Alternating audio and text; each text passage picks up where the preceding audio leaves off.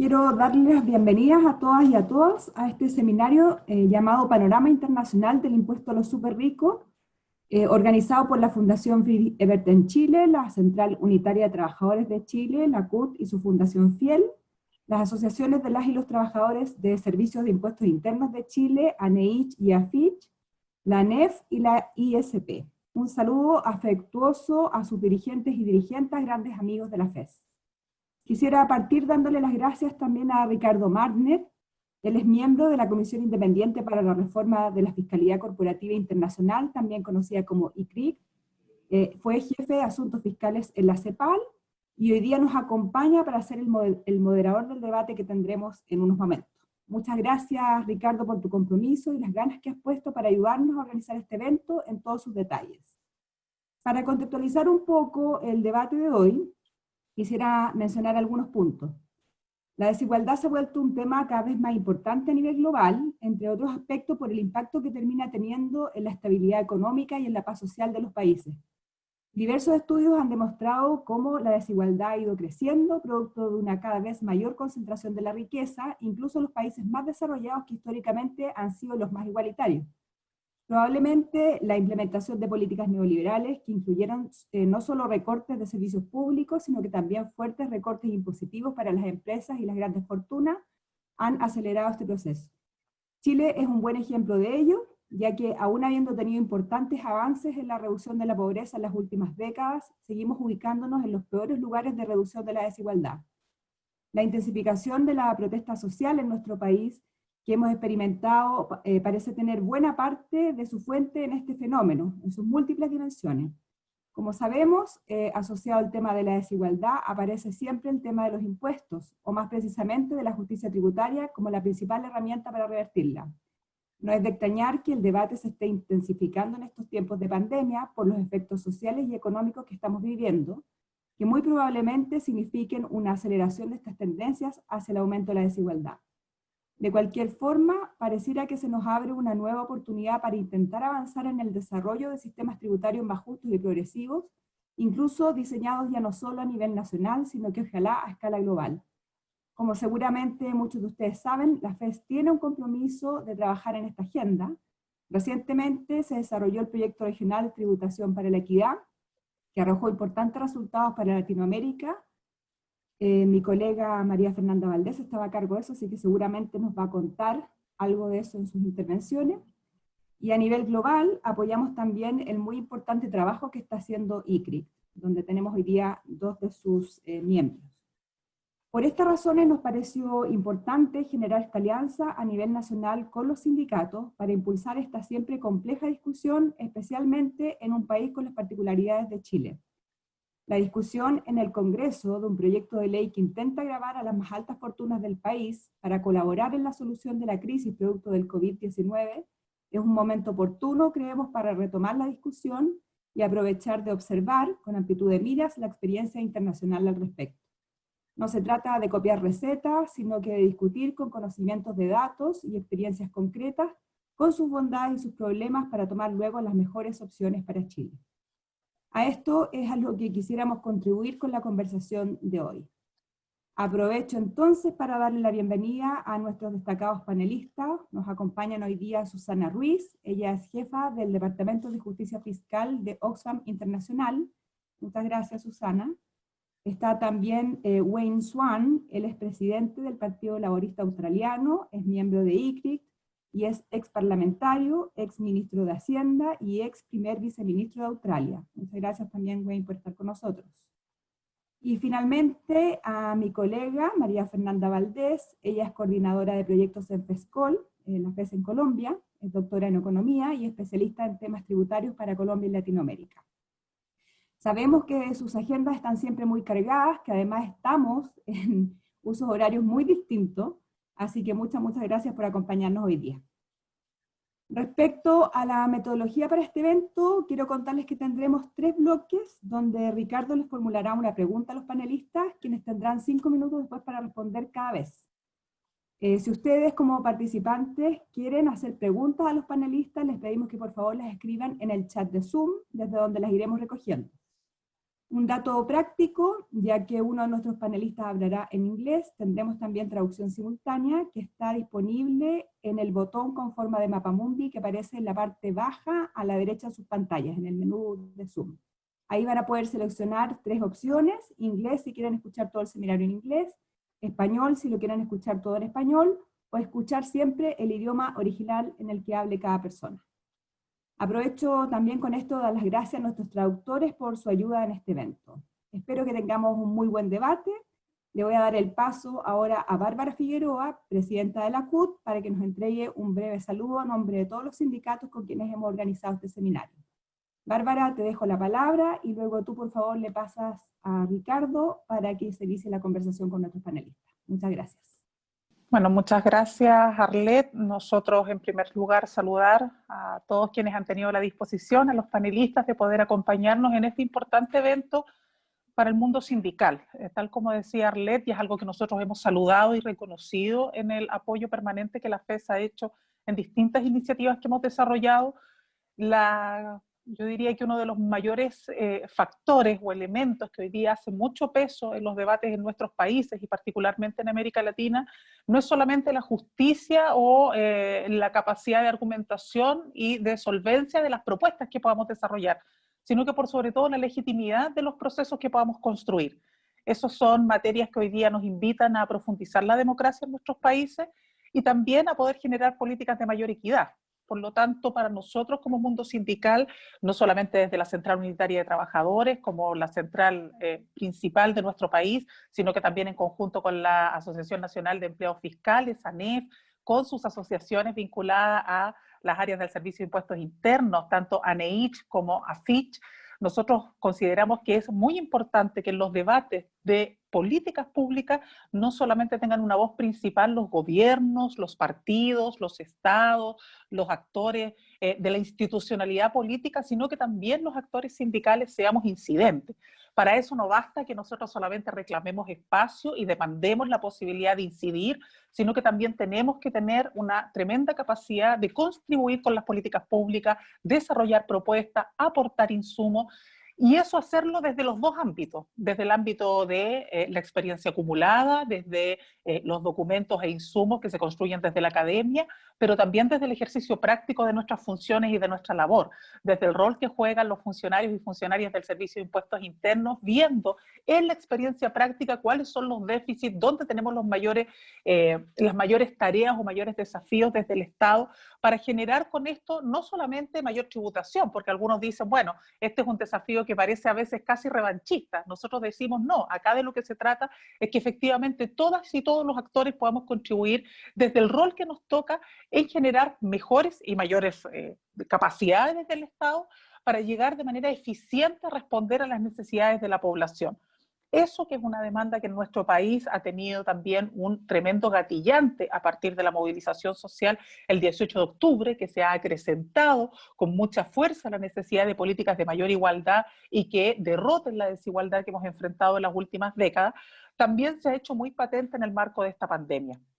Si hay algo de lo que los actores sociales y particularmente el mundo del trabajo debemos hacernos cargo en el marco de lo que ha significado esta pandemia, es que no da lo mismo ni cómo se enfrente por parte de los gobiernos este desafío, ni mucho menos las capacidades que tengan los modelos económicos de ser efectivamente sostenibles, sustentables y llegar de manera eficiente hacia las necesidades de la población de la mejor forma.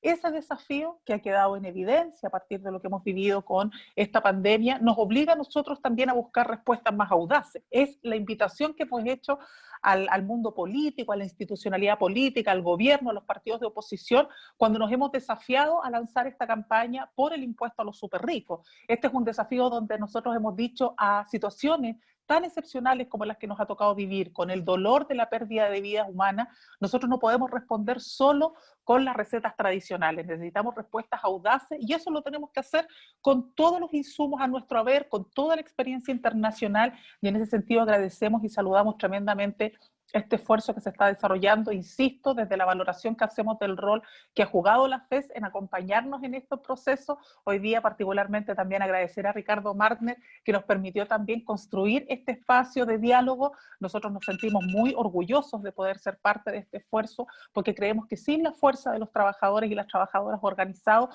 hay debates que siempre son un poco truncos, ¿no? Que quedan cojos, como decimos en Chile, o que les falta un elemento esencial, que es la mirada del mundo de los trabajadores y las trabajadoras. Sabemos que los tiempos son acotados, no pretendo hacer una extensa intervención, pero sí me interesaba señalar estos puntos porque creo que es muy relevante que en un contexto tan desafiante para nuestros países y donde a veces hay pequeñas o pequeñeces a la hora de entender la magnitud de los desafíos que enfrentamos como humanidad, es importante y muy necesario que el movimiento sindical, que los actores incumbentes seamos capaces de ponernos por sobre las legítimas diferencias y sobre nuestras legítimas reivindicaciones corporativas y ponernos a pensar en las políticas, en las mejores políticas país que nos permitan avanzar hacia un desarrollo, insisto, sostenible, sustentable, que se haga cargo de los desafíos de crecimiento, pero que por sobre todo también ponga el acento en la necesidad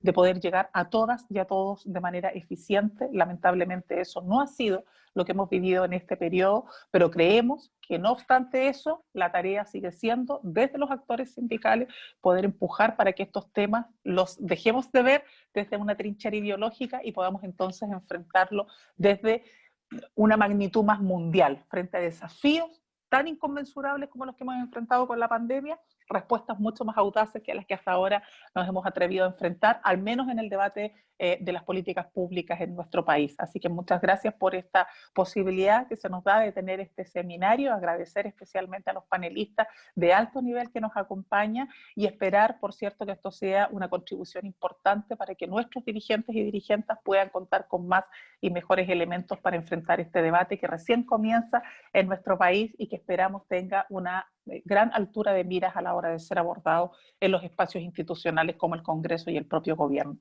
Así que muchas gracias por aquello y, por cierto, que agradecer nuevamente a Ricardo y darle el pase, ¿no? La palabra para que entonces puedan iniciar el seminario. Muchas gracias.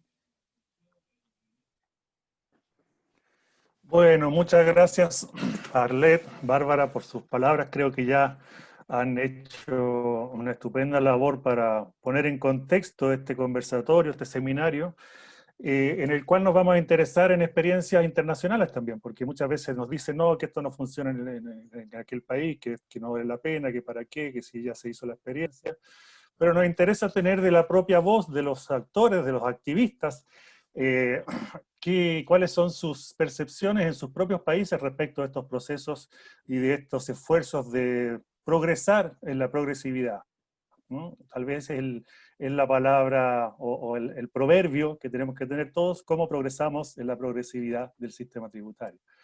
En el caso de Chile, bueno, hay una propuesta legislativa ya avalada por más de 80 diputados, que incluye pensar en la posibilidad de un impuesto a la riqueza. La propuesta es muy sencilla.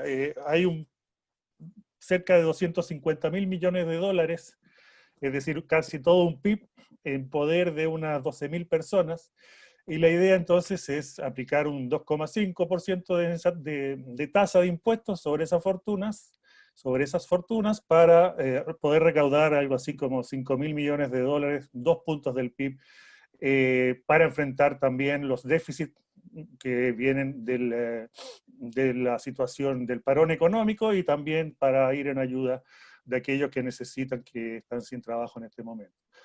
De esta propuesta sencilla, por supuesto, hay mucho que discutir, porque finalmente, englobando así en un párrafo, está todo el sistema político, el sistema tributario, los problemas de representación, en fin, y también el modelo económico, que ha hecho que tengamos un PIB en manos de 5.000 personas. Es algo que tenemos que hacernos cargo de esos pecados anteriores también. Yo pondría la discusión en dos ejes. yo sé, me pusieron de moderador, pero ¿quién modera al moderador, no? Que es lo siguiente. Primero, un eje corto plazo, largo plazo, ¿qué tenemos que hacer en la urgencia? ¿O qué han hecho los países que están acá representados en la urgencia? ¿O qué pretenden hacer? ¿O qué se discute respecto a lo que hay que hacer? Y después el largo plazo, que tiene también que ver con una discusión muy profunda sobre la fuente de las desigualdades y cómo corregirlo, si es con economías más innovadoras, con mayor capital, con mayor repartición del capital, o si es con impuestos a través de una redistribución ex post, como diríamos. Ese es un eje. El segundo eje tiene que ver con corporaciones y con individuos. ¿A quién le ponemos el cascabel al gato? ¿A las corporaciones o a los individuos de alto patrimonio? Tanto ICRIC, Arlet ya explicó lo que era ICRIC, como Oxfam, han hecho una serie de propuestas, sobre todo en materia de corporaciones, tratando de alguna manera rasguñar aquello que es estas sobreutilidades que están teniendo las digitales, por ejemplo, o a través del establecimiento de un impuesto mínimo a las corporaciones, todas cuestiones que Susana va a plantear en un segundo. También tenemos que ver cuáles son, desde el punto de vista de países tan desarrollados como Australia, sobre la manera en que se está enfrentando esta epidemia y sobre todo en la manera en que se ha fortalecido o se ha desintegrado un sistema que alguna vez fue progresivo. Entonces, Wayne nos va a plantear también en una perspectiva tal vez más global y tal vez más integral respecto de los temas de la progresividad en los impuestos. Y María Fernanda, bueno, María Fernanda es una colega que ha estado muy activa en el caso de Colombia. Tenemos mucho que aprender de Colombia en materia de sistemas tributarios y sobre todo de su experiencia en materia de impuestos a los súper ricos, pues, puesto que ellos tienen ya una tradición, diríamos, de décadas en esta materia. Así que, bueno, los invito, Susana, comenzando a tener sus 5 minutos. Supongo que no seremos muy estrictos con el tiempo, pero no mucho más. Y para que nos cuentes desde Oxfam y desde España, cuáles son las tendencias o las medidas que se están tomando desde el punto de vista tributario. Gracias, Ricardo. Y es un placer para mí y para Oxfam también participar en este evento por la proximidad con la FED y con el mundo sindical, con quien colaboramos en muchos países, y porque Oxfam es una de las organizaciones miembro también que apoya ICRIC desde su fundación, así que es un gusto también compartir especialmente con Ricardo y con Wayne esta jornada. Pero también porque esta es una de las iniciativas que para Oxfam tiene mayor y más importancia a la hora de buscar soluciones que permitan una reducción de la desigualdad y una respuesta a la crisis de la COVID en particular que sea más justa. Hace unas pocas semanas publicamos un informe que se llama ¿Quién paga la cuenta? Afrontar grabar la riqueza en América Latina y el Caribe para afrontar la crisis de la COVID, donde justamente lo que estábamos planteando es que esta crisis no ha tenido el mismo impacto en todos los actores económicos ni en todos los actores sociales. O sea, al mismo tiempo que vemos cómo se han ido empeorando muy dramáticamente todos los indicadores económicos, sanitarios y sociales en la región, es una de las regiones donde más ha empeorado, donde más empleo se va a destruir como resultado de la pandemia. Lo que vemos es que se han ido produciendo movimientos completamente diferentes para una élite económica.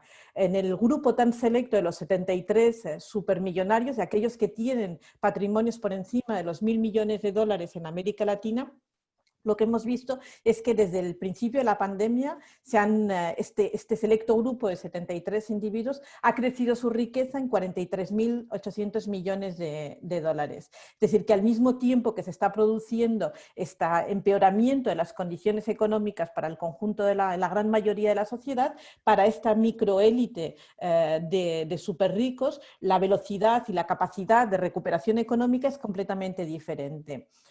han generado en las 16 semanas, en los tiempos en los que estuvimos realizando el informe, han ido generando hasta 413 millones de dólares diarios, lo que sería más que suficiente también para poder poner en marcha muchos de los programas sociales que se han ido iniciando en algunos de los países de la región, bonos de emergencia, de emergencia sanitaria, de emergencia familiar, tan fundamentales para evitar las situaciones aún más dramáticas de muchas de las personas que viven en condiciones de mayor vulnerabilidad. Entonces, lo que estamos planteando es que este es el momento de buscar soluciones en esta crisis que sean completamente diferentes a las respuestas que se dieron en el pasado.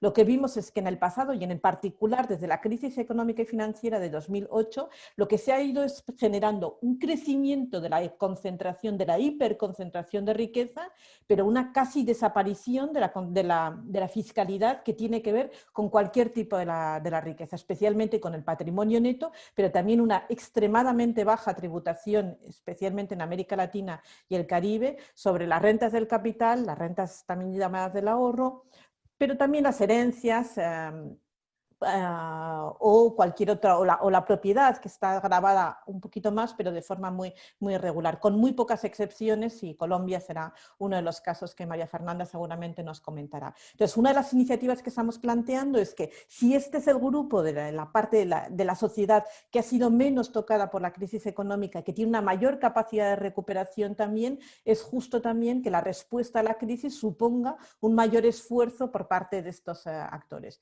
Y una de las iniciativas que planteamos justamente es partir de una propuesta de un impuesto a las grandes fortunas, al patrimonio neto, entre un 2 y un 3,5% en todos los países de la región, que permitiría recaudar prácticamente un 2% del PIB de la región y reducir en gran medida parte del desplome que se están produciendo en los ingresos tributarios.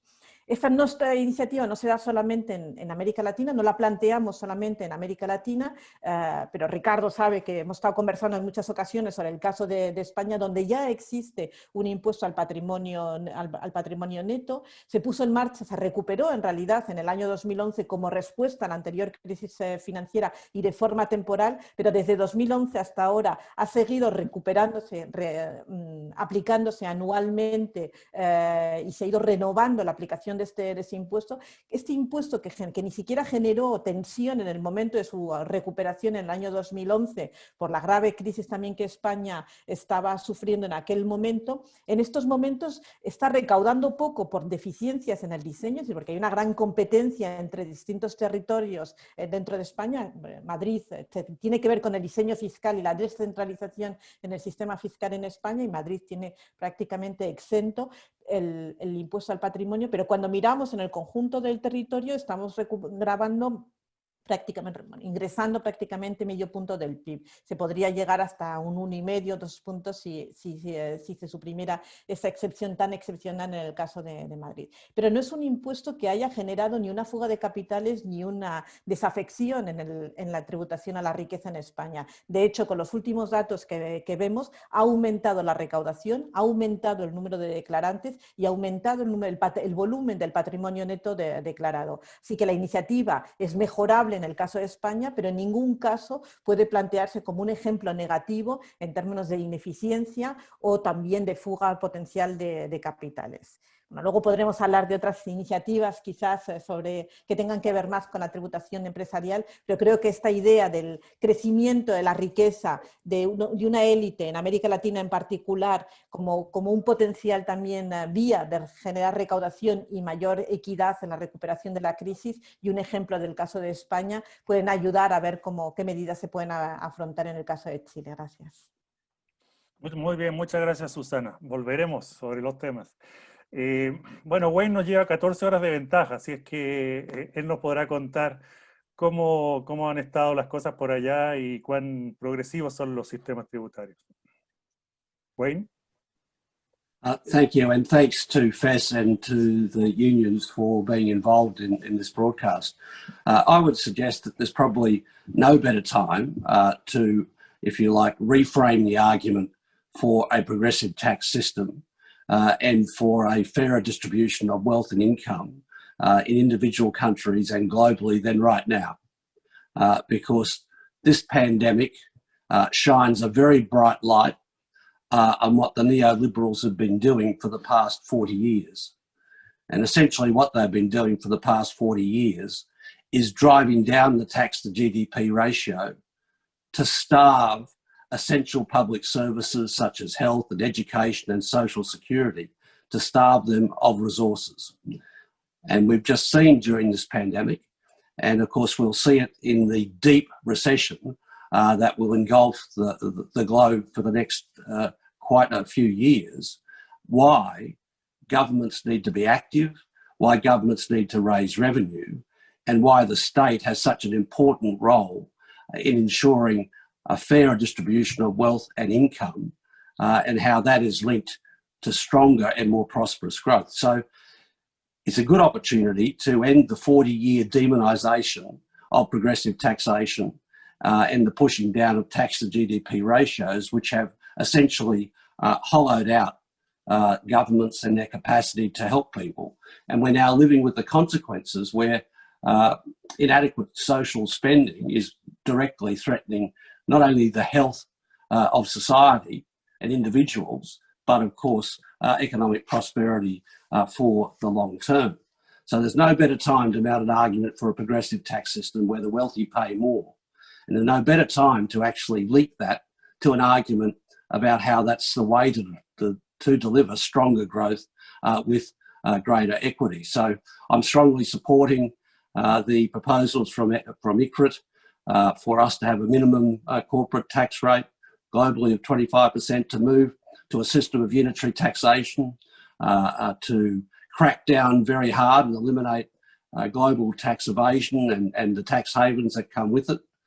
But there are some things we can do immediately, and I know that's what people who are watching this broadcast are thinking about now, and there's talk in Chile of a wealth tax. One of the things we ought to do immediately, and which the public will absolutely understand, is move to a progressive digital services tax, because the companies that are actually profiting out of this pandemic are obviously making very significant profits, and it's a very easy starting point to argue that special arrangements can be made in that area relatively quickly.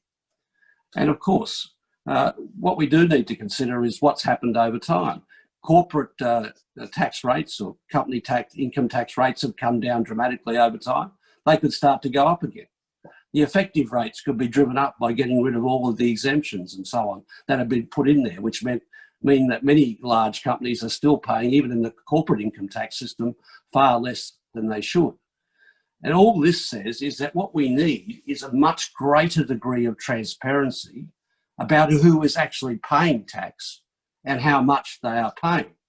And one of the great innovations that I was fortunate to introduce as Treasurer of Australia was in 2013, we passed a bill where we forced our largest companies to publish their total income, their total taxable income, and their total tax paid. And that then made it possible to see the huge gulf between what companies were actually doing and what they said they were doing when it came to their tax responsibilities.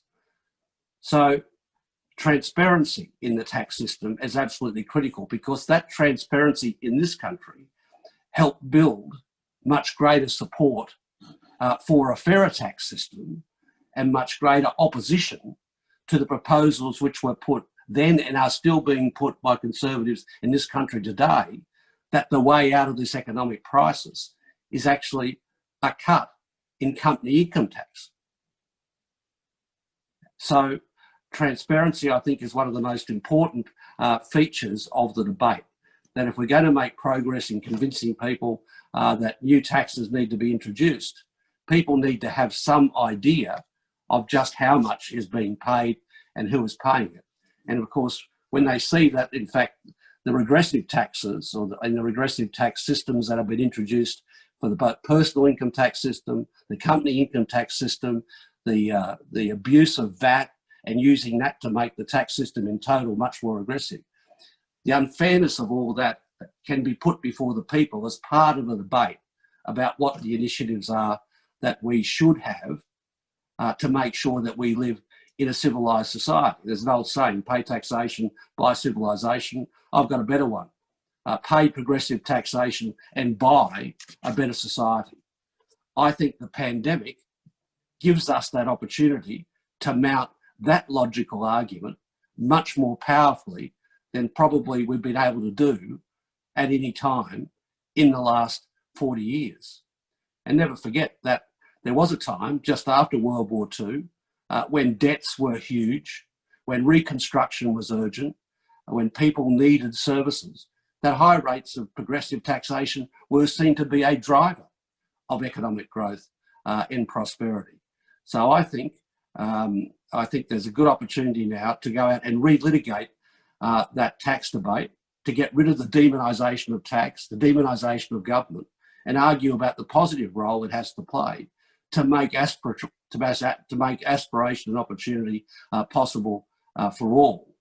And of course, in this endeavour, the IMF now has had a change of heart, and it now argues that growth is stronger in countries where there is greater equality. Growth is lower in countries where there is higher degrees of inequality.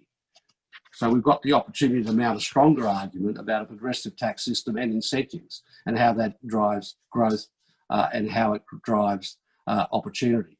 But what's more urgent now is to shine a light on how the tax systems have been made much more aggressive.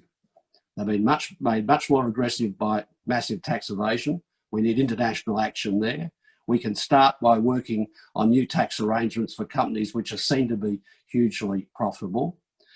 We can start by also identifying the fact that a tax system that relies heavily on VAT and indirect taxes and doesn't rely more heavily on profit-based taxes and property taxes is a regressive tax system.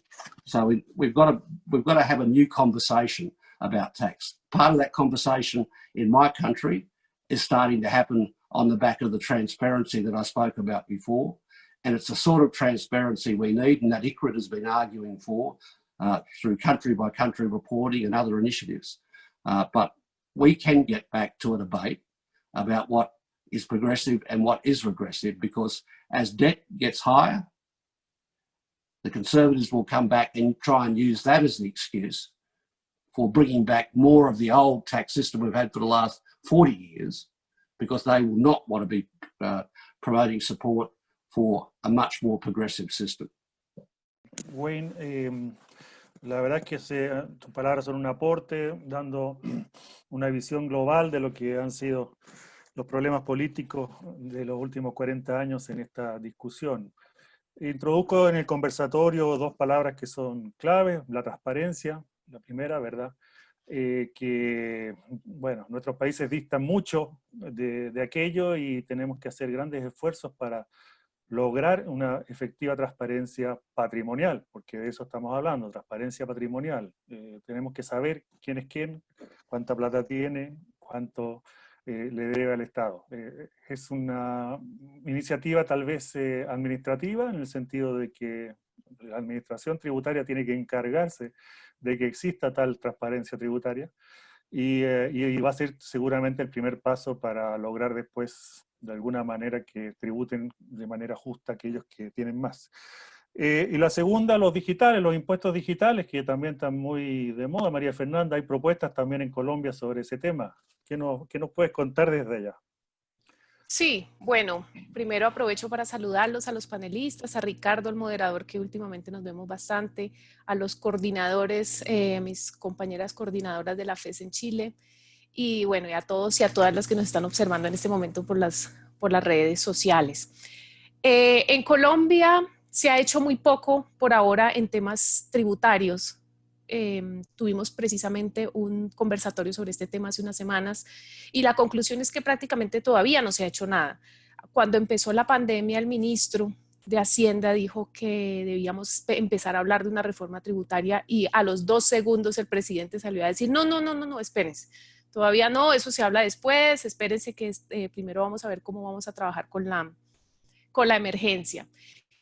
Incluso la semana pasada salió el presupuesto del próximo año de Colombia y no se ve reforma tributaria cercana. Esto es bastante llamativo en Colombia porque, para los que no saben del caso colombiano, nosotros tenemos una reforma cada año o año y medio. O sea que para nosotros que cada año hay una reforma tributaria que siempre dicen que va a ser estructural y que va a ser un gran cambio de todo y que al final no termina en nada, es parte del día a día. Entonces no se habla mucho de reformas a raíz de esta pandemia. Sin embargo, obviamente desde sectores y desde muchos sectores más, digamos, alternativos, hay varias propuestas, muchas en la línea de Wayne, que nos ha comentado el tema de introducir impuestos a los servicios digitales. Varios expertos lo han sugerido. Uno de esos expertos, pues lo conocemos bastante bien, es José Antonio Campo, que no es coincidencia que también tenga esta idea que viene también y está en la línea de las propuestas de ICRICT. También hay otra propuesta que es lo que también decía Wayne, que es exigir más transparencia, exigir más transparencia a estas empresas que se están beneficiando de ayudas del Estado, que tampoco es que sean muchas, pero si reciben algún tipo de apoyo público, pues deberían ser transparentes en qué se va a invertir este dinero. También hay otros temas, como decían aquí Susana, nosotros y Ricardo también, nosotros en Colombia tenemos una historia larga y de cierta forma amigable con los impuestos a la riqueza.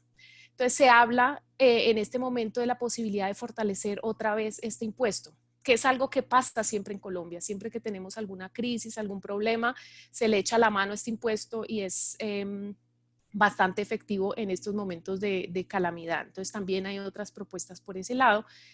Y por último, esto no es una propuesta, es algo que ya están dando. Es más, en este momento, mientras estamos nosotros aquí reunidos, en Colombia hay otra reunión paralela donde se está presentando una comisión de expertos donde estos expertos internacionales van a hacer un análisis de los beneficios tributarios colombianos y van a ver cuáles son verdaderamente necesarios y cuáles se podrían quitar. Esto, aunque el gobierno lo ha mostrado como una política de gobierno, la verdad es que esto hace parte de una lucha de ciertos sectores más alternativos que han estado pidiendo esto desde hace muchos, muchos años. Estamos contentos que esto pase, que haya esta comisión. Hay una crítica muy importante y tiene que ver con que esta comisión son solo extranjeros, no hay un solo colombiano dentro de esta comisión de expertos.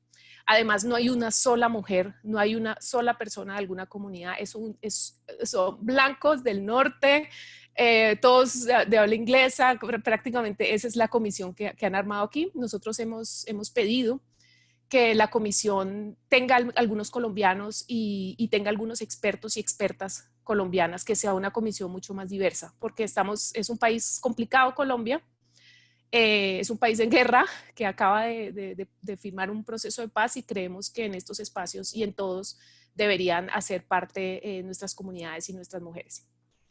Eso es prácticamente lo que tenía para contarles de lo que está pasando en este momento en Colombia. Ay, muchas gracias, María Fernanda. El tema de los botoncitos del computador siempre me complica. Susana, ¿cómo seguimos? Cuéntanos un poquito más sobre aquello del impuesto a los ricos, un poco su historia, su naturaleza, su distribución. Y gracias, María Fernanda, muy interesante todo lo que nos contaste y también en segunda ronda seguimos conversando sobre el caso.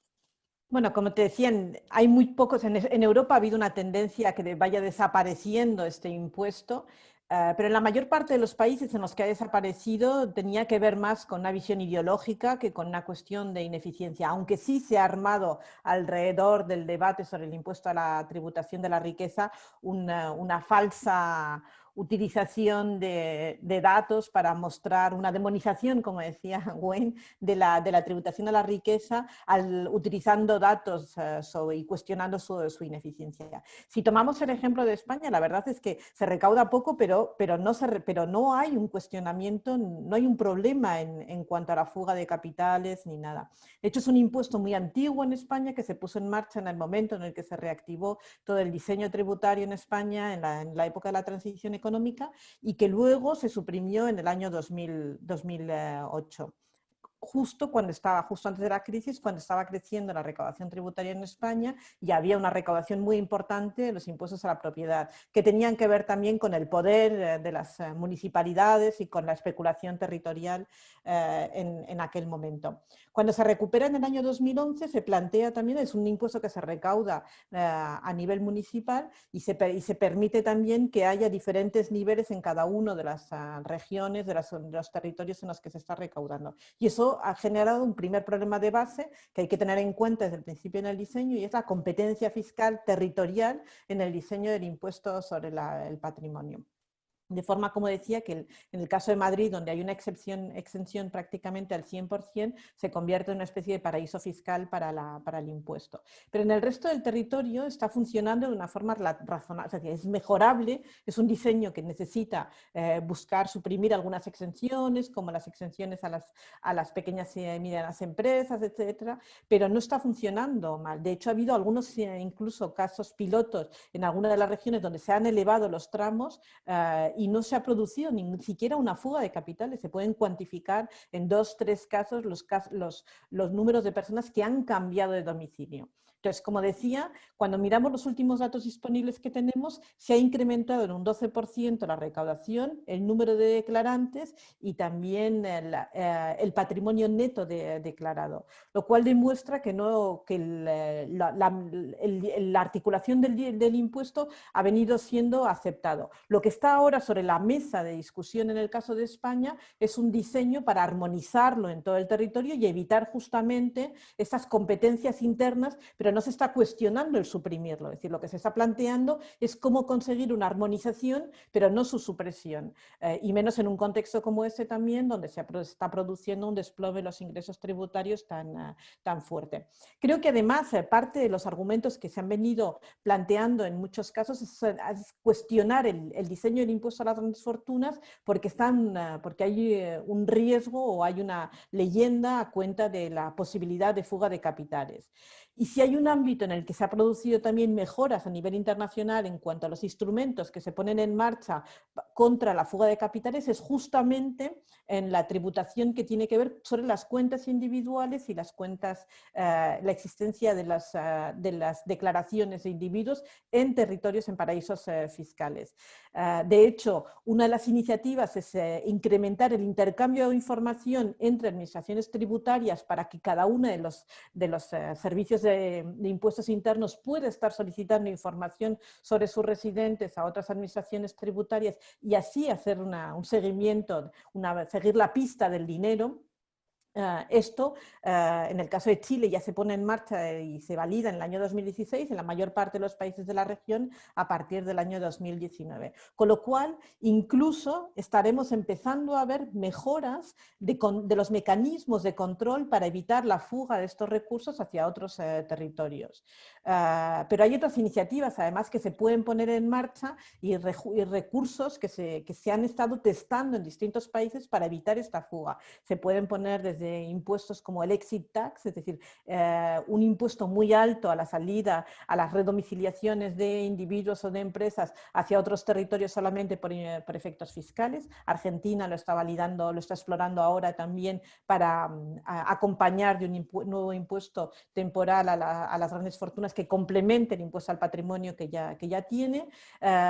Y una de las iniciativas que también planteamos con ICRIC es la creación de un registro centralizado mundial de los activos individuales y de los activos financieros de todos los individuos para permitir que ese registro, es decir, esas transacciones que se realizan y el seguimiento de la pista del dinero a través de paraísos fiscales sea mucho más eficiente. Otra de las iniciativas que también han funcionado y que están funcionando cada vez mejor es la identificación de los titulares reales de las cuentas sociedades pantalla que están en paraísos fiscales. Es decir, lo que sí hemos visto con todos los escándalos como los Panama Papers, los Paradise Papers, etcétera, es que la utilización de los paraísos fiscales se iba sofisticando. Antes era simplemente un individuo que tenía una cuenta en un paraíso fiscal, en un principio muy frecuentemente Suiza, pero se ha ido multiplicando el número de territorios y luego se ha ido complejizando también utilizando sociedades pantalla, testaferros, etcétera. Los Panama Papers son una delicia leerlos justamente para eso. Bueno, estas iniciativas para identificar los titulares reales de quienes se esconden detrás de esas cuentas y detrás de los testaferros se está convirtiendo en una realidad cada vez más frecuente, lo que permitiría también mejorar el rastreo de ese dinero. Entonces diría que ejemplos como el caso de España y otros países muestran que no hay, que son mejorables los diseños, pero no son cuestionables la aplicación del impuesto a la tributación, que hay otras iniciativas también sobre la tributación de las rentas del capital, impuestos a las herencias, que serían bueno también explorar en el caso de Chile, es decir, allá que toman ahora carrerilla, que sigan en esa iniciativa para abordar todo ese paquete de tributación a la riqueza, y que es necesario además, es decir, que es el mejor momento para hacerlo, porque donde más se ha avanzado a nivel internacional es en los instrumentos para justificar justamente la lucha contra la fuga de capitales hacia los paraísos fiscales. Que seguimos siendo muy críticos y seguimos pidiendo más reformas, es cierto, pero es necesario reconocer que ese es el ámbito en el que más avances se han producido.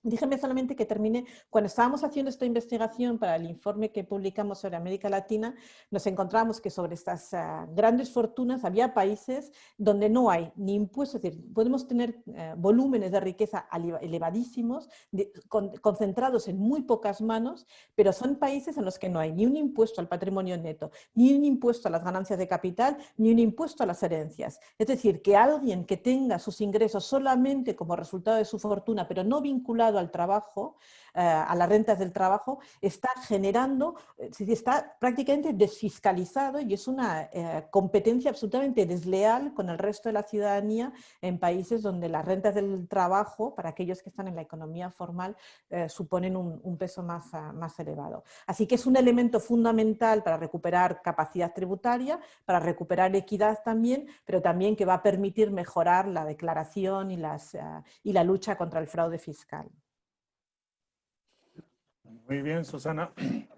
Muy aleccionadoras tus palabras y es interesante explorar con mayor profundidad el caso español, porque creo que a nosotros nos puede ayudar mucho.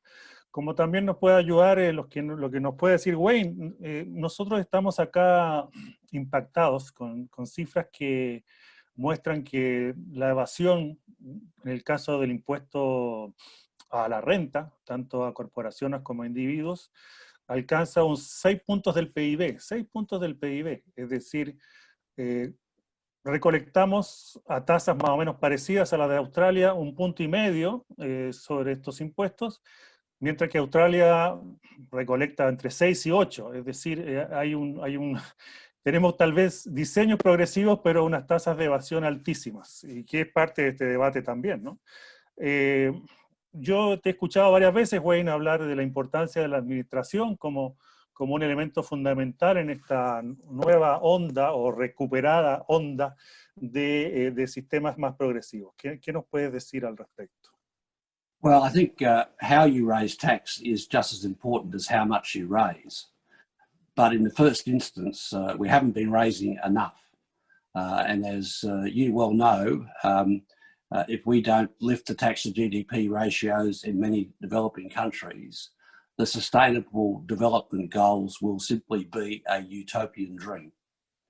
So we've got an imperative to raise more, and we've got an imperative to raise it more progressively so we can combat growing inequality. What that does mean is a greater reliance on profit and wealth-based taxes and less reliance on indirect consumption taxes on basic goods and services. But even if you get that design right, it doesn't necessarily mean that it will play out that way in the end if the tax administration isn't done properly, if the tax culture isn't in the country. So when we're talking about tax reform and how we reconfigure the system, there's the design of the system itself, and there's how you win the public support to get the system redesigned.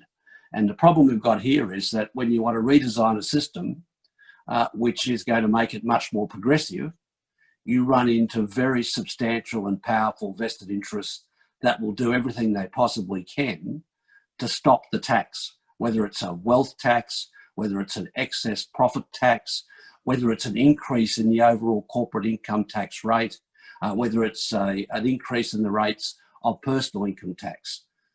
They will bring a great deal of force to bear. So successful tax reform, to get a new tax or to make existing taxes better, means you've really got to have a plan to how you'll do that, how you'll marshal the public support. You know, in my experience, if you don't have that, you can have the best designed tax in the world with a perfect rationalisation, but lose the political battle, and you go back to the old system. So I think we've got a big task just to relitigate and re-argue, as I said in the beginning, with people about why a strongly progressive tax system lies at the heart of a more prosperous, growing economy, not just lies at the heart of fairness. If you can't convince people you can run the country and make it work efficiently, no advocacy for a particular tax is going to work. So I think in the tax debate, we sometimes lose sight of the fact that we've got to win a political battle to get it in. And then when it's bedded down, it's got to be administered in a solid way. And I think there is a particular problem in many countries around the world where their tax administrations and their tax cultures are just as important impediments as are the nature of the taxes themselves. So I think when we're talking about how we rid ourselves of this rampant wealth and income inequality that has become such a destabilising aspect of the world, which is now demonstrated up in lights because of the pandemic, we've got to rethink how we go out and argue the progressive case for a strong tax system and its linkages to the type of economy and society we want. It won't just be enough to say there is a whole lot of wealthy people out there who aren't paying enough. That's actually got to be campaigned on and highlighted to prepare the way for new reforms. So building public support is just as important as designing any new tax. Muy importante tus palabras, Gwen. La verdad es que tienes experiencia en la batalla política, quizás podemos volver a eso en tu tercera intervención. María Fernanda. I can. Dos cositas. Bueno, Colombia, tú mencionaste, tiene una tradición del impuesto a la riqueza y ahí hay dos argumentos que vuelan en Chile en este momento, que planean sobre esta idea, que son, bueno, lo mencionó Susana, la fuga de capitales como una posibilidad, y la segunda es el tema de la evasión, o que no hay capacidad de fiscalización, o que si tal vez la fiscalización es más cara que lo que se recauda, en fin, una serie de argumentos que son, llamaría yo, falacias. ¿Cómo lo ves tú desde la experiencia de Colombia en este tema? Eso, y la segunda es, también tiene que ver con otro tema, pero que nos atañe muy directamente, que es cuán económica o tributaria deberían ser las constituciones, según tu experiencia, que tal vez la constitución del 91 de Colombia es la más reciente y que también nos interesa, si puedes mencionar eso, como al pasar. Pues como yo les decía, Colombia tiene una historia larga con estos impuestos. El impuesto al patrimonio o a la riqueza, que le hemos cambiado de nombre a medida que pasa el tiempo, se inició en el 35, o sea, hace bastantes años, y lo tuvimos vigente hasta los 90. En los 90 se quitó y se reinventó en el 2002, lo reinventó el expresidente Uribe. O sea que además fue una política de derecha, ¿no? Fue una política de derecha. El dinero recaudado se utilizó para la guerra. Por eso se llamaba el impuesto de la guerra o el impuesto de la seguridad democrática. Entonces, el contexto, ahí lo que habla Wayne del contexto político, es tan importante para entender por qué este impuesto pudo ser implantado o reimplantado en Colombia con tanto éxito en esa época. Entonces, claro, tenemos tantos años con este impuesto, que para algunos académicos ha sido fácil hacer estudios sobre lo que ha pasado. Si sube un poquito la tasa, ¿qué pasa? Si cambia del tipo de personas, los que pagan los impuestos, ¿qué pasa? ¿Qué hace la gente? Entonces sabemos un poco de cuáles son los comportamientos. Y esto nos puede servir de ejemplo para Chile. Al fin y al cabo, muchas de las historias catastróficas de los impuestos funcionan en estudios hechos en países desarrollados, en Europa, y muy pocos se hacen en países como Colombia, un país de ingreso medio, que podría en algunas cosas parecerse más a Chile, un país extractivo, ¿sí? Como que tiene unas estructuras que se pueden parecer mucho más a Chile que comparar Alemania con Chile, ¿ya? Entonces, bueno, yo había organizado, había pensado en más o menos 3 enseñanzas que nos trae el caso colombiano. El primero es que en Colombia ha sido un impuesto que ha recaudado bastante bien. Ha llegado a recaudar el 1,2% del Producto Interno Bruto en sus buenas épocas. Y además, en este momento, medio punto del Producto Interno Bruto es lo que recauda. Que claro, esto para un caso alemán significa un impuesto que es un fracaso, ¿sí? Porque es un impuesto que es un país que recauda el 30-35% del Producto Interno Bruto, pero países como Colombia, que recauda tan poco, que no llega ni siquiera al promedio de América Latina y obviamente tampoco al de OECD, y no llegamos al 20% de recaudo. Entonces, que recaude medio punto o hasta un punto del PIB es un buen recaudo. Se puede pensar que es una plata necesaria y que funciona, ¿sí? Entonces, esa sería como la primera enseñanza. Y la segunda tiene que ver con lo que decía Ricardo, estos efectos en el comportamiento. Mucha gente dice que es un impuesto que se evade. Bueno, casi todos los impuestos o todos los impuestos se evaden, y si fuera así, pues no deberíamos tener impuestos, ¿no? Pero el contexto en que se creó este impuesto en Colombia fue tan diferente porque, como les digo, fue de la derecha y fue para financiar la guerra. Entonces, en Colombia es el único lugar donde hay un grupo grande de la población que dice que este impuesto no lo evade nadie. ¿Sí? Hay un grupo grande o sea, el imaginario es que Uribe puso este impuesto y los patriotas salieron a pagarlo con gusto. La gente dice esto, este impuesto lo pagábamos con gusto, porque era para acabar con los malos, ¿no? de la guerra. Entonces, muchos de los estudios han salido a mostrar lo contrario, así, vea, sí, es verdad, la gente lo pagó, pero también lo evadían. Pero también hay estrategias. Hay un estudio muy importante y además muy riguroso que lo hizo Javier Ávila y Juliana Londoño, donde ellos muestran que efectivamente con este impuesto, así como todos los impuestos, sí se evaden y sí hay cambios de comportamiento y los humanos sí responden a incentivos en este impuesto. Pero parece que no fueran tan graves como lo quiere mostrar en otros países. Esa sería la segunda enseñanza, digamos, del caso colombiano. Aquí hay como comparándolo un poco con el caso chileno. Sabemos que en Chile el impuesto que se está pensando no es el impuesto colombiano, es un impuesto de una sola vez. Y como lo dice ese estudio de Sturla y López, cuando es un impuesto de una sola vez, pues no hay tanto tiempo para hacer toda esta planificación que ha habido en Colombia, que existe este impuesto desde el 35, ¿sí? Entonces no hay tanto tiempo para hacer esta reacción. O sea que la reacción podría ser de evasión y este tipo de comportamiento podría ser menor. Uno pensaría que podría ser menor que en el caso colombiano. Además hay otra cosa, y es que en esta época que Juliana Londoño y Javier Ávila mostraban cómo la gente, los colombianos mandaban dinero al extranjero, sobre todo a Panamá, para evadir este impuesto. Ellos lo muestran muy claramente. Era también una época de guerra y mucha gente en el país sacaba la plata del país no solamente para evadir impuestos, sino para evadir todos los problemas legales que tenían aquí en el país con ciertos ingresos, también para evadir y tratar de evitar un secuestro, que era cosas del día a día que vivíamos aquí en Colombia en la época, en los 2000, en 1990. Entonces hay unos como agravantes que harían que habría menos evasión en el caso chileno que en el caso colombiano. Y por último, esto es un poco en la línea de cosas que sugería Susana, es que se dice también que si no hay una cooperación internacional, que con esta gobernanza internacional tan precaria en términos de impuestos, pues es muy fácil evadir.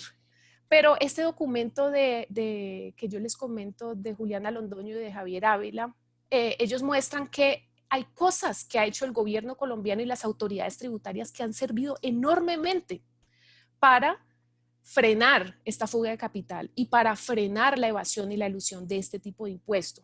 Ellos hablan específicamente de un programa de normalización de activos y muestran cómo ha sido un gran éxito aquí en Colombia, y esto sin ICRIC, sin BEPS, sin ningún acuerdo internacional, ¿sí? Que funcione. O sea que no hay que esperar a que todo el mundo internacional y toda esta gobernanza internacional esté organizada para poder hacer cosas a nivel nacional que funcionan y que son bastante efectivas. Y como les digo yo, si un país como Colombia, que no tiene una autoridad tributaria muy fuerte, que no tiene los presupuestos para este tipo de cosas, puede hacer una lucha contra esto, es algo que podría replicarse en otros países que son más avanzados en este tema.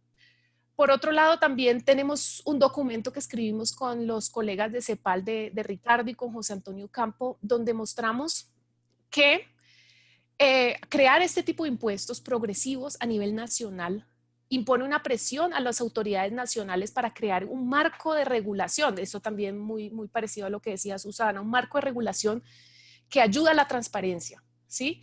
Y de cierta forma esto es vital para negociaciones internacionales y todo lo que podamos hacer en el marco de ICRIC o en el marco de BEPS o cualquiera de estas negociaciones de cooperación internacional. O sea que hacer este tipo de cosas a nivel nacional ayuda a los procesos internacionales también. Este es un documento que sacamos este año y que es bastante interesante. Entonces, pues no sé si he dado argumentos que dicen que sea necesario hacer este tipo de impuesto en Chile. Yo pienso que es una discusión democrática que lo deben dar dentro del país, pero creo que el caso colombiano es bastante bueno para mostrar lo que les he dicho, que es un impuesto que puede funcionar, que bajo ciertas, ¿cómo se dice? Políticamente puede darse, ¿sí? Y puede ser muy favorable. Y además ayudaría a todos estos procesos internacionales. No hay que esperar a que eso suceda. Entonces, eso sería como mis apreciaciones. Muchas gracias, María Fernanda. La verdad que muy entusiastas tus palabras y que muestran una realidad muy distinta a la que suele decirse por acá. Y es importante también el tema de que estos impuestos surgen de consensos o por lo menos de situaciones urgentes o graves, ¿no? Bueno, el impuesto a la guerra en Colombia, y ahora sería el impuesto a la guerra a la pandemia, ¿por qué no ponerle ese nombre? Pero más bien un impuesto de solidaridad. Y creo que eso es lo que hace que esto sea políticamente factible, puesto que estamos apelando a los ciudadanos más cómodos, que tengan un gesto, y ya no hablemos de evasión, sino que un gesto de solidaridad para sus conciudadanos. Wayne, tenemos poco tiempo, les pido por favor, no sé, un par de minutos de reflexiones finales para dar tiempo a las preguntas. Hay bastantes preguntas, así es que queremos darle también un espacio a eso. Tenemos hasta las 10:40, hora de Chile. Así es que algunas reflexiones sobre justamente la política o la economía política de los impuestos progresivos y los impuestos al patrimonio. Wayne, comenzamos contigo. I think a key part of building public support for new tax measures is establishing a clear link between the money raised and how it's spent.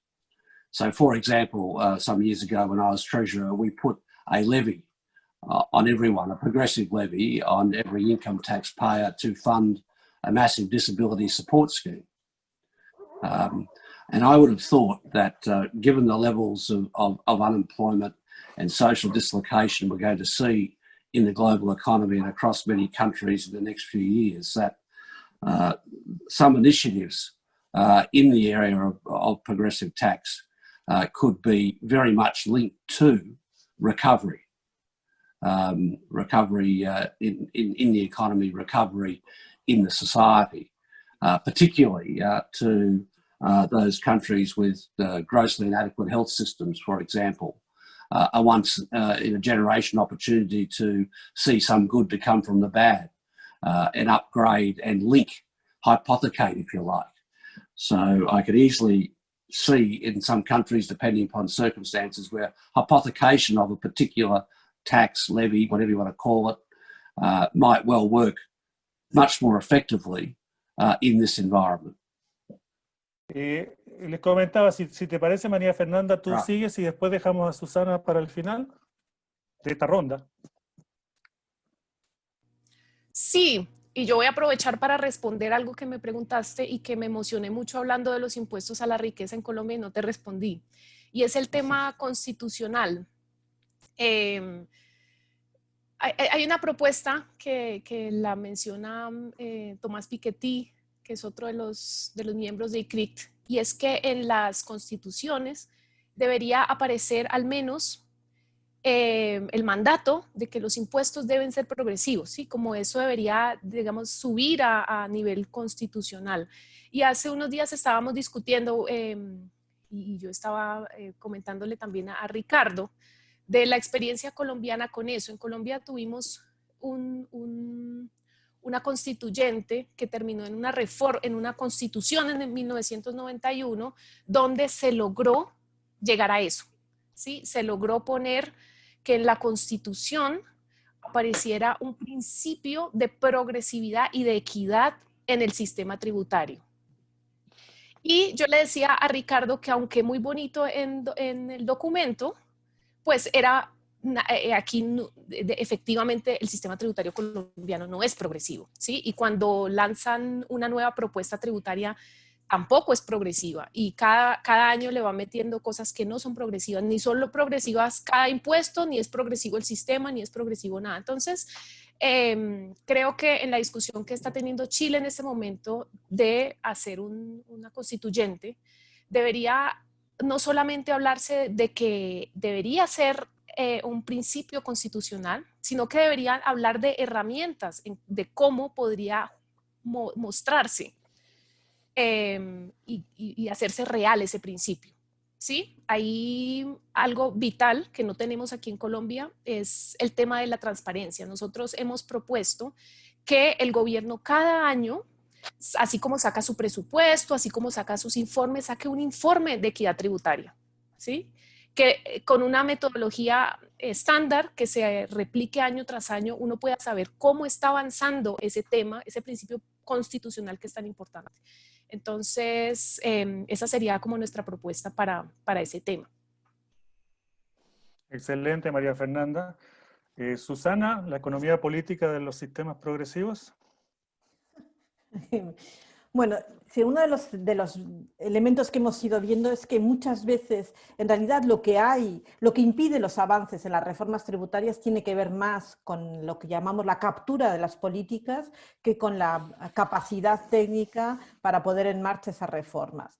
Entonces, hay que conseguir también no solamente esa transparencia, sino un buen funcionamiento de las instituciones para que haya una separación mucho más importante entre quienes están en el poder y las élites económicas que están alrededor de ese poder. Por lo tanto, hay que acompañar todas las reformas constitucionales y todas las reformas legislativas de mecanismos también de transparencia, pero también de mecanismos de mayor rendición de cuentas en los que haya una adecuada participación de la ciudadanía y de los otros actores, de órganos de gobernanza, y de auditoría de cuentas, para poder conseguir realmente que no haya esa captura de las políticas, que es fundamental. En uno de los informes que publicamos también hace un año aproximadamente, identificamos 11 mecanismos desde las puertas giratorias, el lobby, etcétera, que son utilizados por los grupos de poder para influir sobre la formulación de esas políticas. Pero cuanto más concentración de riqueza hay, más posibilidades hay de generar esta captura de las políticas y, por lo tanto, de ser utilizada en favor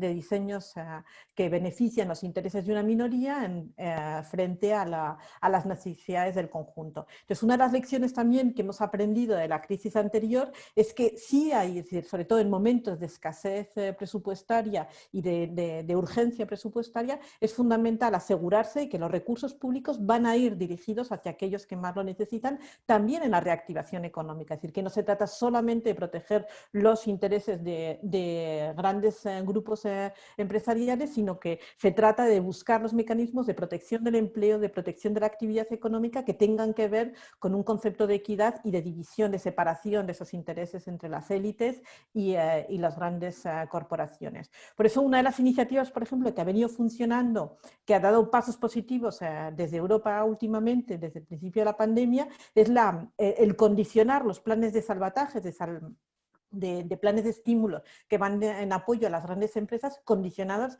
a determinados elementos. Condicionarlas a que no haya una presencia en paraísos fiscales, a una utilización de las corporaciones de paraísos fiscales, condicionarlas también a que los recursos que son encaminados a esas empresas no sean utilizados para la distribución de dividendos o de bonos a grandes empresas, y condicionadas también a que haya un plan de transición energética para que estas empresas también contribuyan a un futuro que tenga que ver más con esta sostenibilidad ambiental que es tan importante. Entonces, vemos que sí se pueden dar decisiones que pueden estar encaminadas a construir una sociedad en esta respuesta a la crisis que sea más justa a través de instrumentos tributarios que sean recaudatorios, pero también que supongan un elemento de equidad y de confianza con la ciudadanía, que refuercen esa idea del pacto social y del pacto fiscal tan importante que está detrás de esta discusión sobre la constituyente también.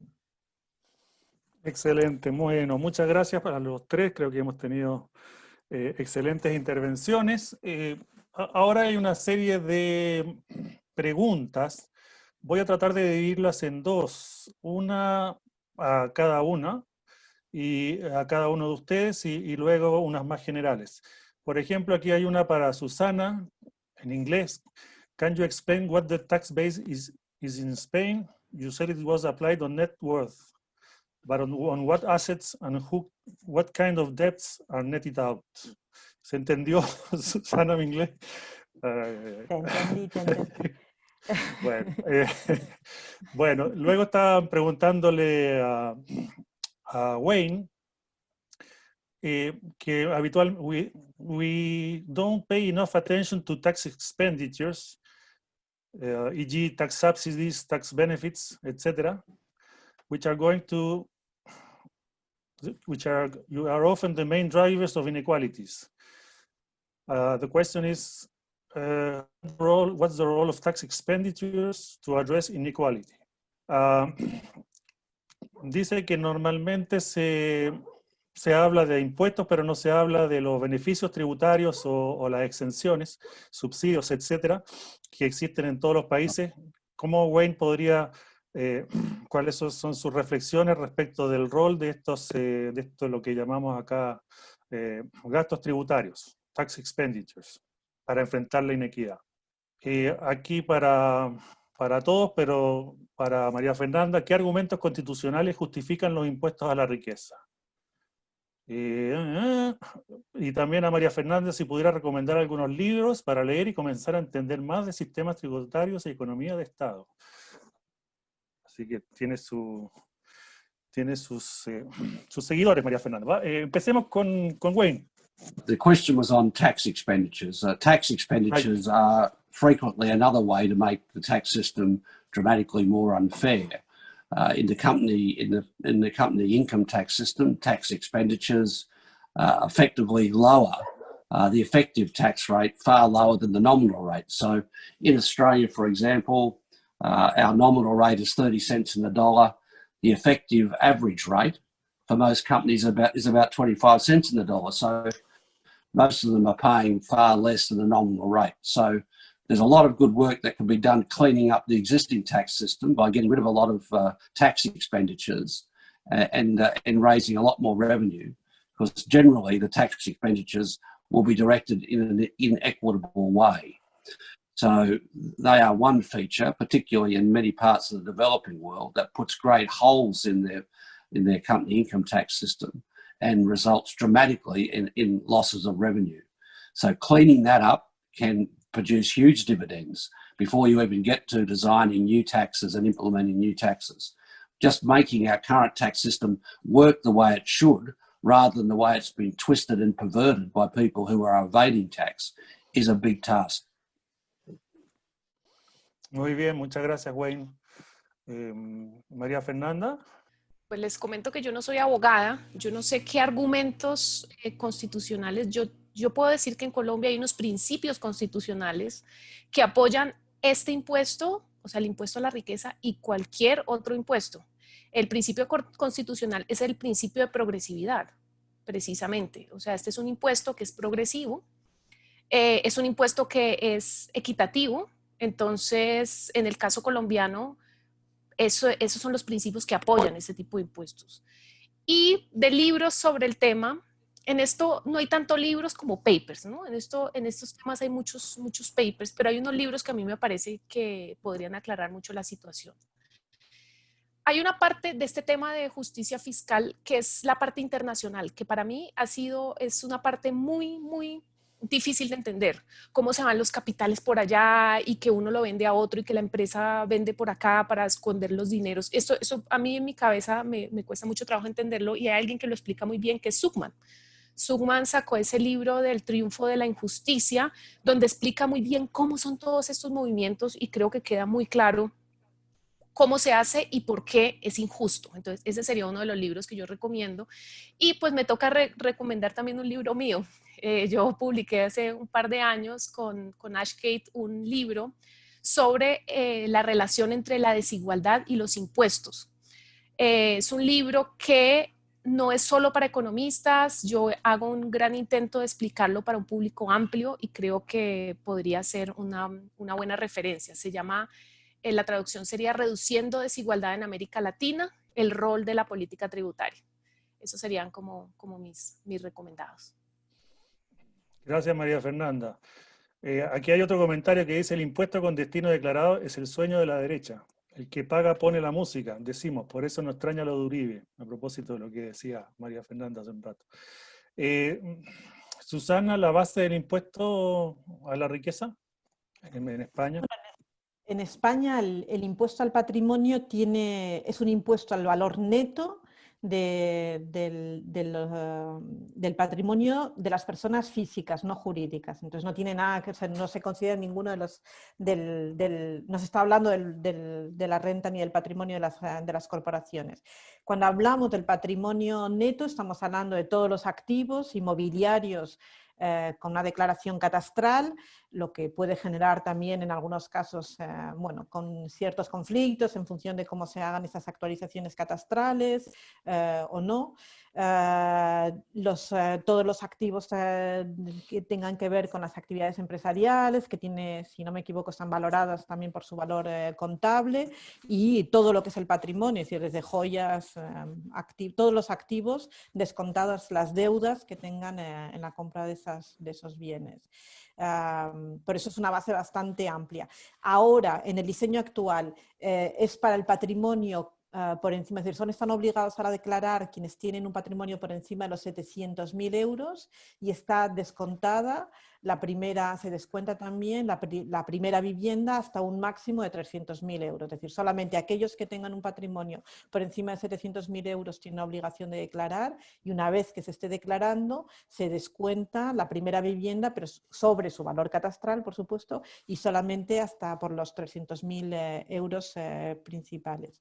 Pero luego, bueno, es decir, estas complejidades territoriales que tenemos en España, hay algunas modificaciones que se pueden hacer, pero esto es como el diseño general, que luego además tiene una cuota progresiva en función del valor de los activos netos. Yo creo que muchas gracias, Susana. Sí, algo que no hemos comentado todavía, que tiene que ver con el rol, bueno, símbolo, pero también administrativo de un impuesto de este tipo como el que se está planteando para Chile, en el sentido de que aumenta la transparencia, por supuesto, y sobre todo según la experiencia colombiana, por lo que yo he leído, eso también ha mejorado el rendimiento y el control sobre el impuesto sobre la renta, ¿no? Entonces, también por dónde se empieza, es decir, todo esto es un círculo virtuoso y que plantearía entonces que si bien pues se podrá discutir respecto de la efectiva recaudación potencial, puesto que ahí hay números que son mayores o menores, lo importante es dar el paso para una mayor capacidad de fiscalización del Servicio de Impuestos Internos, comenzando por el secreto bancario, porque sin eso la verdad es que no hay ninguna posibilidad de fiscalización, no solo por lo exterior, sino también por lo que se mantiene acá. Aquí hay otros comentarios o más generales. Por ejemplo, una crítica clásica de este proyecto es que los súper ricos se ganaron su dinero honradamente, que ya pagaron impuestos a través de su empresa y que esto sería un robo institucionalizado. ¿Qué se puede responder a ello? Otra pregunta de ese calibre. Gracias por este debate. Creo que nadie duda que los súper ricos tienen ganancias gigantes que podrían compartir en parte. La pregunta es si en el esquema globalizado actual se produce la fuga de capital a otros países y la disminución de la inversión local. Ese es otro tema que no hemos tratado, tal vez, el vínculo entre tributación e inversión. Tributación y capacidad de inversión en los países, que es el gran argumento de los conservadores, como dice Wayne. ¿Qué opinas, Wayne, sobre ese vínculo entre tributos e inversión en tu calidad de experto, pero sobre todo dueño de las finanzas públicas durante un tiempo en Australia? ¿Cuál es tu opinión sobre este supuesto vínculo entre el aumento de las tributaciones y la inversión privada? ¿Cuál ha sido tu experiencia siendo autoridad? Well,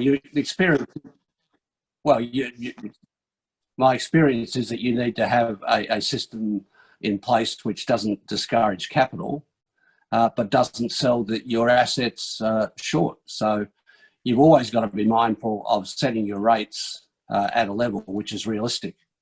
Many would argue that setting a lower overall corporate rate is the way to do that. But we've seen around the world that the lowering of company tax rates has not led to a surge in investment.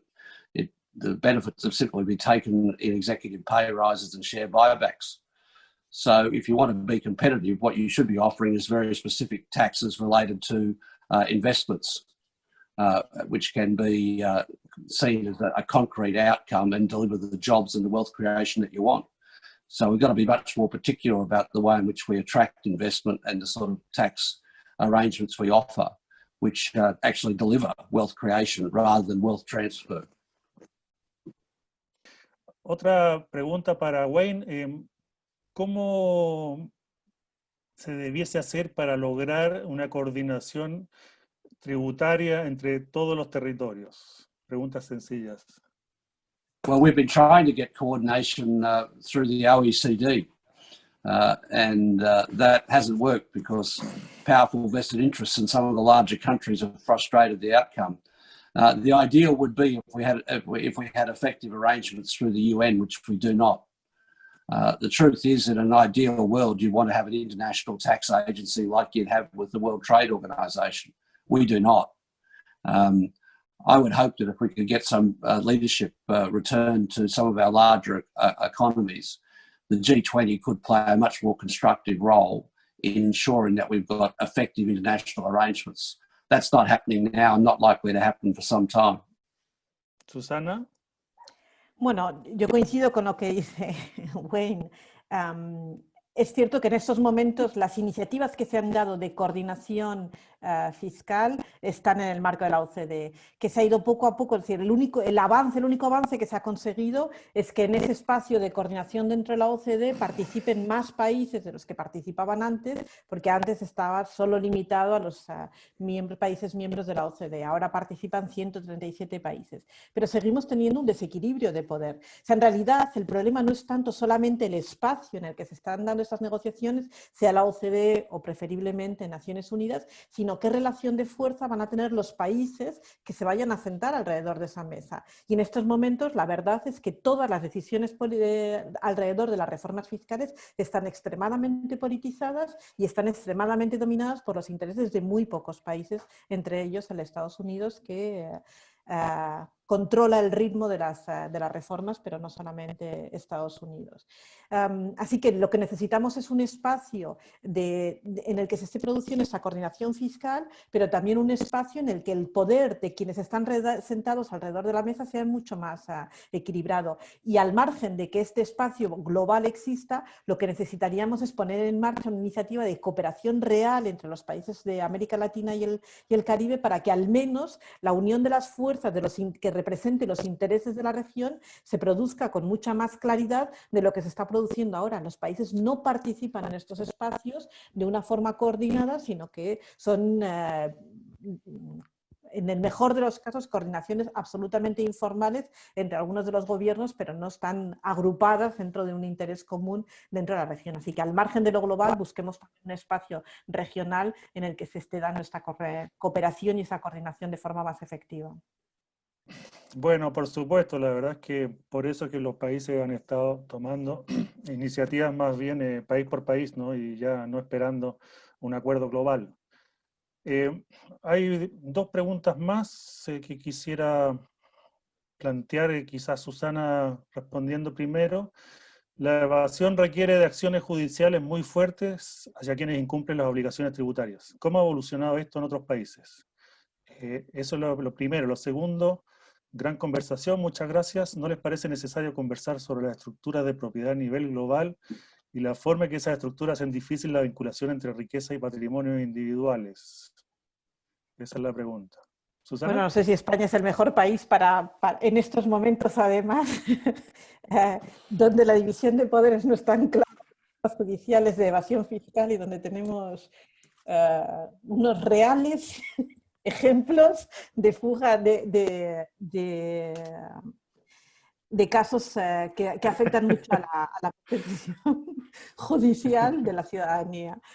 Pero sí, es decir, a ver, la lucha contra la evasión fiscal tiene que ver de las sanciones y de los marcos reguladores de control. Las dos cosas, es decir, no hay que pensar que solamente un diseño adecuado va a ser suficiente. Si no hay mecanismos de sanción y de control y por lo tanto un espacio de judicialización adecuado, no van a funcionar. Pero necesitamos también un sistema judicial que tenga los conocimientos adecuados, porque además estos mecanismos, y muchas veces el problema que tenemos es que cuando los casos llegan a los tribunales, son casos en los que son extremadamente complejos para órganos judiciales que no tienen la experiencia técnica suficiente para poder abordarlos, y lo que sucede es que se están dilatando en el tiempo durante periodos tan amplios que muchas veces acaban perdiendo su efecto. Y luego también necesitamos de espacios judiciales que conozcan la diferencia entre la evasión y el fraude de recursos individuales y del funcionamiento de las empresas. Entonces, antes de llegar a esos plazos, es decir, lo que necesitamos son administraciones tributarias también que tengan las competencias para activar esos mecanismos también de control mucho más fuerte, pero en cualquier caso, si no hay sanciones adecuadas, nunca se podrán controlar de manera suficiente. Y también, bueno, pues necesitamos que haya necesitamos organismos y mecanismos donde la injerencia política sobre estos, tanto sobre la justicia, sobre los órganos de control tributario sea clara. Es decir, lo hemos visto incluso en el caso de España, ha habido periodos en los que ha habido una injerencia política muy grande en el funcionamiento de los espacios de control de la administración tributaria, y eso ha generado también una desafección ciudadana enorme y casos muy, muy sonados que tienen que ver con fugas de capital y con fraudes muy, muy elevados. Así que sí, totalmente de acuerdo. María Fernanda, tu última ronda, ¿qué agregarías? Bueno, en Colombia hasta hace muy poco no era judicializable eso como crimen, ¿sí? No iba la gente a la cárcel por eso, ahora sí, aunque tiene un monto mínimo, o sea, solamente gente que va de mucho lo hace. Algo que es bastante notable en el caso colombiano es que en Colombia la sociedad civil no tiene forma de saber quiénes son los evasores, ni siquiera las personas que ya han sido judicializadas.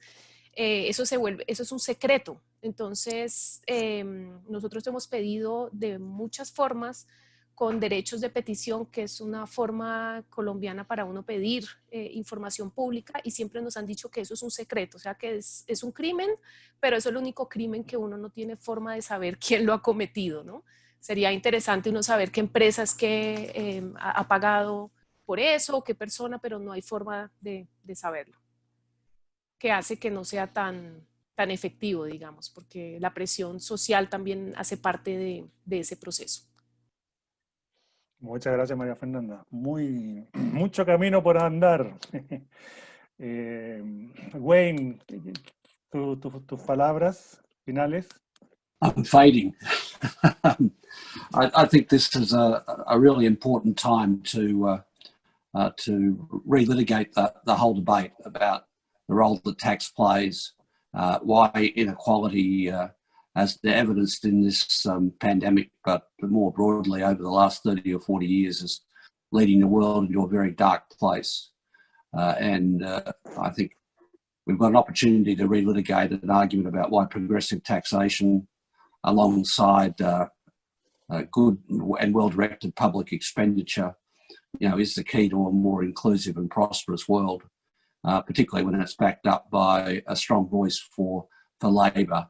And those two things, of a stronger voice for labour and a stronger progressive tax system, are the hope of the world. And the extent to which this pandemic provides opportunities to go back to those very basic facts, then we should be using every one of them. Bueno, muy bien. Muchas gracias, Wayne, y sobre todo por tu disponibilidad. Sabemos que ya es muy tarde de noche en tu país, así es que un agrado conversar, y la verdad es que tus dichos han sido muy útiles para todos nosotros. Lo mismo, Susana, que estás de vacaciones y has aceptado este conversatorio, porque eres una fan de América Latina y eres una persona que está solidariamente compartiendo con todos en esta pandemia global. Y María Fernanda, muchas gracias por tu entusiasmo y también sabiduría, y creo que nos has ilustrado muy bien lo que ocurre en Colombia. Y bueno, y con tus estudios sobre todo América Latina. Como Keynes decía, que no es solo un tema de intereses creados, sino que de ganar la batalla de las ideas. Y bueno, no hay que convencerse demasiado sobre eso. Hay intereses creados por todos lados, pero creo que lo que nosotros tratamos de hacer es de estar en esa batalla de las ideas. Con esto termino a la hora, insólito, y le pido a Arlette si puede cerrar, y muchas gracias a todos por estar con nosotros. Bueno, yo solamente me quiero sumar a los agradecimientos por este debate honesto que hemos tenido hoy día.